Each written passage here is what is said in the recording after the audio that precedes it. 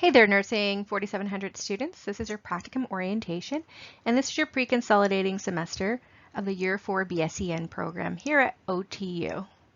My name is Shelley Pope, and I'm the Year 4 Clinical Coordinator for this fall 2023 session.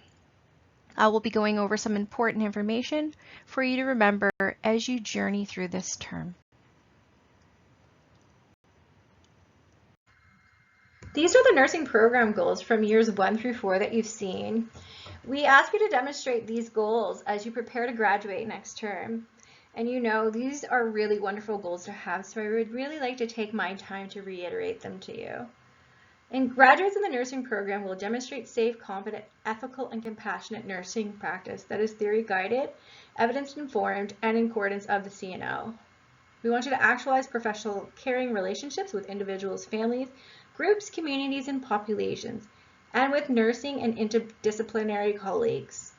Also synthesize critical inquiry, scientific inquiry, research, and other ways of knowing to develop nursing knowledge and to demonstrate the professional contributions of nursing in healthcare. We'd like for you to champion social justice in partnership with vulnerable populations, respecting the autonomy of individuals, families, groups, communities, and populations. Also demonstrate leadership within the domains of practice, policy, quality of work life for innovation and advancement of healthcare. Commit to reflective practice and self-directed learning within the regulatory context and accountability to the public to support lifelong learning. And last but not least, advocate with and for, including self-advocacy, the nursing profession, the healthcare system, and the environment. The learning outcomes for Nursing 4700 are also a part of your theory course and are located in the course outline, so you will need to apply and demonstrate these learning outcomes. Please make sure you review them. So in terms of communication throughout the term, I will be occasionally sending out announcements for the class. Please watch out for any of these announcements in Canvas, as this information will be important to your progress. Always make sure to include your clinical instructor in any email to me. Also, please don't write emails separately to different people. For example, if I need to be included in any communication with the practicum coordinator, that's Marcia, please include us both in that one email. I'm in constant communication with the practicum office and your clinical instructors throughout the term, so it's nice if you can keep us all in the loop. That way nothing gets missed and we can be better support for you guys. As you know, once you have gone through this orientation, you will need to take a math test. You have done these math tests all throughout your placements, so please do not have any anxiety that you'll need to achieve 100%. I know this is your first semester at 100%, but you can do this. But also keep in mind that according to the CNO, the test has been designed to be completed within 30 minutes. However, we give you 60 minutes. That equates to double time. So there are no exceptions to this, and because it's double time, there are no additional accommodations for students. So if you're unsuccessful at the first attempt at the math test, you are provided with the opportunity to go in to review your errors. So this means what you got correct out of 30. And you can go into your existing resources located in Canvas. And you can keep writing the math test until mastery is achieved. But you will need to do this by the last day noted in the academic calendar to drop course without no academic penalty. So this is so crucial. This means that you will need to start your math test early, which is open August 31st at 8 a.m. and finish. And make sure you do become successful, otherwise we will remove you from the course on October 2nd. So if unsuccessful, students still can attend clinical, but they are not permitted to prepare or administer medication. Please make sure that you do not do this. We will remove you from practicum if you do. So if you do take a long time to complete this math test, this can impact your abilities to achieve the demonstrated needed competencies for the term. So you want to work hard on your math skills, get them quickly. I recommend that you utilize the practice test in Canvas, which with additional resources. Then when you feel ready again, go back in to take that required pre-practicum math test. If you're unsuccessful following a third attempt, students will have a CSP instituted in collaboration with their CSI. If you're still struggling, let me know. Send an email to your CSI and include me within that email, and we will work together at getting the support that you need to become successful, as we know that you are capable of. For practicum information this term, you're required to complete 190 hours from September 5th until the last day noted within the academic calendar, which is December 4th this semester. It is very rare that we give any exceptions to students asking for extensions for placements, and placements may not grant them. So please do not assume that you can go past December 4th working. Please make sure that you do all possible to make sure that you are finished your hours in a timely way and seamlessly. You will be working with your preceptor and your clinical instructor, who are your closest persons with you, who are responsible for supporting and evaluating you over the course of this term. Please be mindful that the process of confirming clinical placements can be challenging, with info coming in slower due to COVID still and other things that tend to pop up. Just know that we will work together with you to make sure that all is good. You are going to want to listen up for your practicum expectations. Fourth year nursing students, these practicum expectations are important. So your schedules are based off your preceptor schedule, which means that you can work any shift, days, evenings, nights. You would want to include a variety of shifts if possible. So it's crucial to have the flexibility this term so that you can follow your preceptor's work schedule. We ask that you do no double shifts, that's 16 hours, no overtime shifts, no half shifts, as this is not a good use of time. But if you only have the 4 or 6 hours available to you to get your last hours in, definitely go ahead and do it. Talk to your CSI about it. You can only work your 5 consecutive 8-hour shifts or your 3 consecutive 12-hour shifts. There is an exception to that rule, and that is the day, night rotations, because there's that 24-hour window of recovery time where you'll have off between day to night shifts. However, that being said, it is important to acknowledge that this is an extremely heavy workload. It's also very exhausting. It increases the risk for safety, errors, and or something to happen. So please monitor your energy levels as you progress through the term. I know that a lot of you will be very keen and anxious to just want to get all your hours done, but self-care is important too. So pace yourselves, as you cannot pour from an empty cup. And I really want to emphasize this. So please do not work more than 5 consecutive 8-hour shifts or the 3 consecutive 12-hour shifts, as this is poor clinical judgment. It is not acceptable, and it displays a lack of understanding of principles of safety and fitness to practice, which speaks to your clinical competence. So as previously mentioned, you must complete all your 190 hours by the end of the semester, the last day of classes, as we find it real difficult to get extensions now. So please be finished by December 4th. Any exception for not meeting all clinical hours is rarely granted and occurs on a one-to-one basis due to extraordinary circumstance. So I'm talking about that 10% of missed time that can be applied. But in saying that, you would only be granted this if you are meeting your clinical competencies.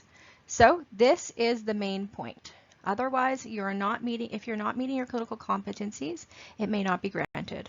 You must complete approximately about 1/2 of your time, or that's about 95 hours by midterm. Do not forget that preceptors have to sign off on your timesheets at midterm and final evaluation, with a copy submitted to your clinical instructor. For study week and holidays this semester, we do have Thanksgiving and Reading Week coming up in October. So you cannot go to clinical during these days, as this is university policy.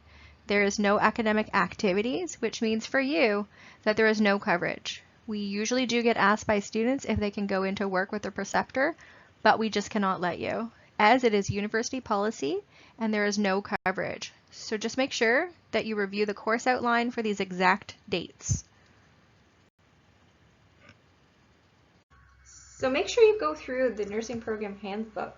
You must know particular sections, and I will highlight key points that you'll need to remember as you move forward throughout the term.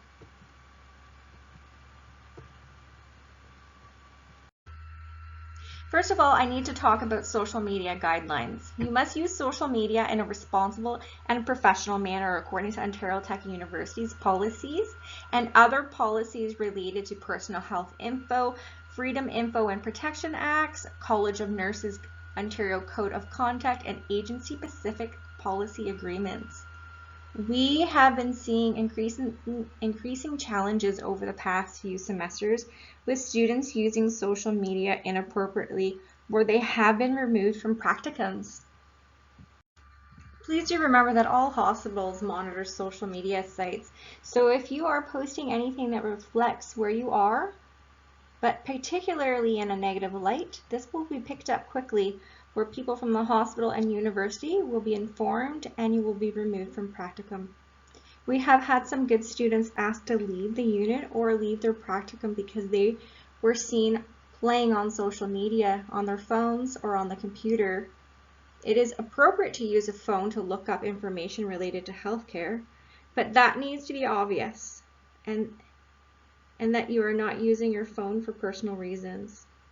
It does not matter what you see other healthcare workers doing around you, because of course you will see other nurses spending time on social media, but that is not the conduct that you want to engage in, so be really careful when it comes to social media.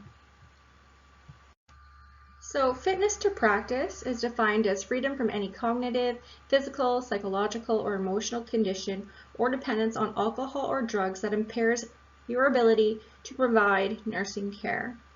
It also includes lack of sleep, proper nutrition, and/or use of substances that affect cognition, psychological or emotional conditions that affect the ability to safely practice nursing. So fitness to practice is also being ready with the knowledge and skills needed to go in to do your shift. This year, but especially this year in year 4, you are moving towards independent practice. We are looking for your ability to evaluate your own fitness to practice and then to practice within the guidelines of conduct that we do talk about. Remember that you cannot work an overnight shift the night before practicum day. You need to have at least 8 hours off between employment and the scheduled practicum shift. You need the physical and mental rest. This ensures self-advocacy, much needed self-care. If you're not abiding by these guidelines for fitness to practice, you can be subject to the professional suitability policy, where you may have to redo your semester. It's important to know that you'll need to fill out some forms when it comes to accidents, injuries, and incidents. So students must follow these procedures. First, you're going to want to let your CSI and preceptor know immediately, as well as any other person or department that should be notified. So there's certain procedures of reporting set out by the placement site. So the practicum office has forms at this website that you can go in and fill out. There are accident injury forms, incident report forms. So with an accident injury, this form is used to report all accidents and injuries, which involve full or part-time faculty, staff, students, visitors, and contractors. Incident report forms, however, is an incident in an event that actually or potentially affects the safety of an individual or individuals. So this does not include personal injury to the student. Reportable incidents include, but they're definitely not limited to, medication, treatment, errors, client falls, and equipment failures. Also, in saying that, for sites like Lake Ridge Health, Oshawa, and all the Lake Ridge Health sites, they have better report forms now. So those will need to be filled out in conjunction with your preceptor at the time of incident while you're on site. So make sure you go in and take a look at those forms. Just know where they're located in case these things do happen. So privacy and confidentiality. We don't want you to be assessing patient records that belong to those outside of your circle of care. So that means you're not going to go in and view your own personal records, family, friends, colleagues, or anyone else that is not required for placement or work to be. So this will be considered a breach of privacy. You may be asked to sign confidentially forms and privacy forms. and any breaches are investigated by both the placement agency and the university. This is really serious. There's been many people who have been caught doing this. I think there was like 500 people last year that had this breach. So they do regular audits all the time. So make sure that you're just sticking in with your circle of care. You can go in and visit the CNO website on more about that, and forms that you do sign at Lakeridge Health Oshawa or any place that you're located at, please take a real good read and make sure what privacy and confidentiality looks like for that institution. Really make sure that you know your skills list for fourth year students. I mean, every year is important to know, but this year there have been some changes, so please make sure that you know what these are. This is really important. This skill list is also posted in Canvas on its own for you to print off, and you can make sure to get this to your preceptor so you're both on the same page. There has also been many changes in healthcare, so it's important for you to remember that you cannot step outside of your role.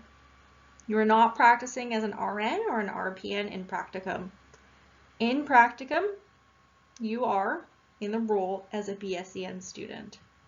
As you already know, there are many shortages in healthcare and staff, and sometimes students are being asked to step into situations that are not appropriate for their scope. Please do not do this. You will need to withdraw from that, get appropriate help, as you need to have the proper support as a student. There have been emergency situations that had poor outcomes. So please do not engage in activities that you know to be incorrect. Please talk to your CSI and me if you have any questions about this. For this semester, in terms of expectations for nursing 4700, your goal should be to safely prioritize care for 75% of your preceptor's assignment. It is recommended that your first shift be a shadow shift, and then your next shift, you'll be starting off with 1 to 2 patients and progressing throughout the term towards 75%.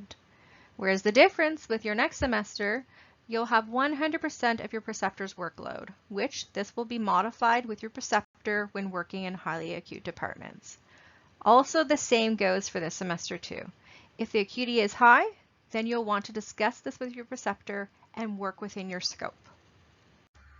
So this is the overall breakdown of expected student progress. I will not go through this, but this does give you an idea of the breakdown of where you should be in terms of hours and the timing and how roles and relationships form across the semester. Working with your clinical sessional instructor. 4700 this semester, you'll need to complete 2 VSIMs that are mandatory. They're located in Canvas before you go into practice. This will prepare you. The due dates will be discussed with your clinical instructor. Each sim does have several pre and post activities, such as a pre-self-assessment, a post-self-assessment, completion of the sim activity itself, and a reflective debrief that you will need to make contact and with your clinical instructor with to figure out how you will do this. So you have 2 options on how to complete the debrief. The first one is a synchronized discussion via Canvas discussion board where participants will post and respond to reflective postings, or you can debrief in an online synchronous discussion held through a Google Zoom Meet with your CSI and your student group. So all this is to be negotiated with your clinical instructor, so that's something that you'll need to get on quickly. In working with your CSI, in most cases, you will be communicating directly with them and not me. Your clinical sessional instructor is experienced and is very aware of the processes and procedures related to your practicum and can advise you. However, if you do need to contact me, please do always make sure to include your CSI within that email to me. You want to make sure that you're keeping your clinical sessional instructor informed. You must give your clinical schedule to your clinical sessional instructor before you attend any shift. This is very critical because this is your coverage, your safety, and it provides the proper code of conduct. It is not okay to not keep your clinical instructor informed about your schedule. Make sure that you go through your learning plan and get that done early. Be sure to discuss any concerns that you may be having with your preceptors with your clinical instructor as soon as possible, as small problems can often turn into larger issues fast, but if you communicate early, then these problems can be remediated quickly. For fourth-year nursing students, what we're looking for is increased independence. It is your responsibility to negotiate and to organize with your clinical instructor your learning plan submission dates, RCA submission dates, midterm and final evaluations. It is not in your clinical instructor's role to be required to chase you down to make sure that you are handing in your assignments on time. If you're not arranging and negotiating the pieces of work to be handed in, which are evidence of your met competencies, you will be at risk for not being successful this term. So please make sure that you organize yourself over the term. Take a good look at your course outline for the breakdown of when things are due. You can negotiate within the weeks the exact date that the above pieces will be done. Also, give your clinical instructor your preceptors and your schedule, and make sure that your clinical instructor knows your preceptor's name and contact information that will be located in HSPNet. I really want to emphasize the importance of having that daily or weekly check-in with your clinical instructor. Learning plans, you've done these before all throughout the years. So you are doing these learning plans after the first or second week after you start clinical. They're based on the CNO quality assurance. You must identify at least 3 learning needs and goals. I know that the form says only 2, but you will need to do 3 for each. Then move forward through the learning plan to complete as you need to. If it is inadequate, your clinical instructor will return it to you. So make sure that it is a learning plan that is reflective of a final term BSc and nursing student who is about to go into practice as a new nurse. As you know, we continue these learning plans throughout the rest of our careers. You will be doing clinical updates for your clinical instructor throughout the term. These are known as your reflective critical analysis submissions. Those are those RCAs that you do every semester throughout your placements. Instead of using the Johns model, as you have in previous terms for your RCA, you're now going to be following the Tanner's model of clinical judgment. This involves noticing, interpreting, responding, and reflecting, which all is self-explanatory. Purpose is to let your clinical instructor know about your day-to-day activities. These are to demonstrate your knowledge, critical thinking, and clinical judgment, as your clinical instructor will be needing to evaluate this throughout your reflective writing. So for these clinical updates, there should be a template and a recording in Canvas about how to work with this new format. There is no word limit, and you're going to cite an APA as needed, knowledge that is not common knowledge. CSIs, they may or may not comment on the updates. Usually no news is great news, but they might, if it's inadequate, they might send it back to you and you will need to redo. You will only need to do 3 throughout the semester on your negotiated dates to hand them in. However, if your CI requires for you to do more, you can do a 4th or a 5th one. You can also incorporate throughout your reflection nursing theories, your ethical principles from year 3, care as process, and you want to discuss diversity. It's also a good idea to share these with your preceptor so that they can know where your strengths and weaknesses lie, and they can offer further feedback, as this adds more to them to base your evaluation on. Important things to know about working with your preceptor. Working with your preceptor. So know your contact information on the unit early. You will find this information on the HSPNet. It might be coming in a little bit slower, but that is okay. It should be up by August 31st. It is really important to give your preceptors these documents early in the term. So you want to give them a copy of your midterm final evaluation form, a copy of your CNO entry to practice competencies, the preceptor experiences handbook, and the nursing program's handbook if they want it, and a skills list. So in Canvas, you'll find a module that contains all these documents. Just for easy access, it is really important that you do give these documents to your preceptor as early as possible, because they need to have these pieces that they can move forward and work with you appropriately. We all do know that constructive feedback within clinical practice and in all areas of our life is crucial to our learning and our advancement. Giving and receiving feedback is an interactive process between students and preceptors, clinical instructors, and others who are a part of the healthcare team.